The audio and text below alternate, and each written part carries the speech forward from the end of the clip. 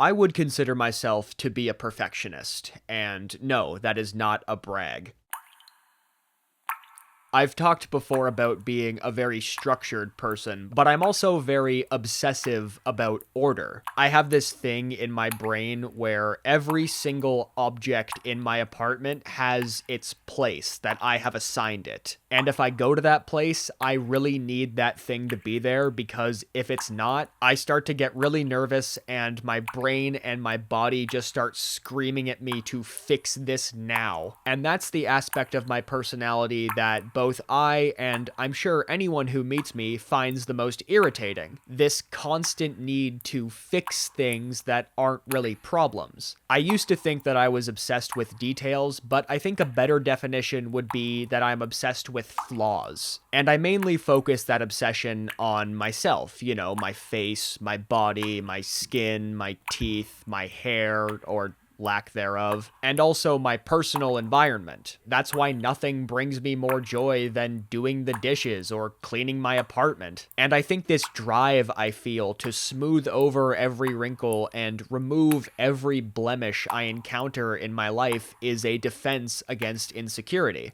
because it makes me feel a sense of control, a sense that I have things together. The problem is that rather than focusing my energy on things that I actually need to do, I put it towards solving the dozens of tiny conflicts I invent for myself every day. I do want to be clear though, this is not like some debilitating state I just exist in every single second. It only becomes an obstacle to functionality or happiness when I'm alone. When I'm bored, when I have nothing to occupy my time, because then my brain just kind of goes everywhere. And when I'm with other people, I don't generally apply that same hyperfixation of detail onto them. Because A, if I'm hanging out with friends, I don't really think about me or them. I'm much more concerned about the situation we're in and all the possible variables. And B, I wouldn't want anyone looking at me that way. And since I am mostly a functional adult, I can just apply that logic to everyone else. But I think out of every aspect of myself that I don't really like, this is the one that I'm never really going to get over.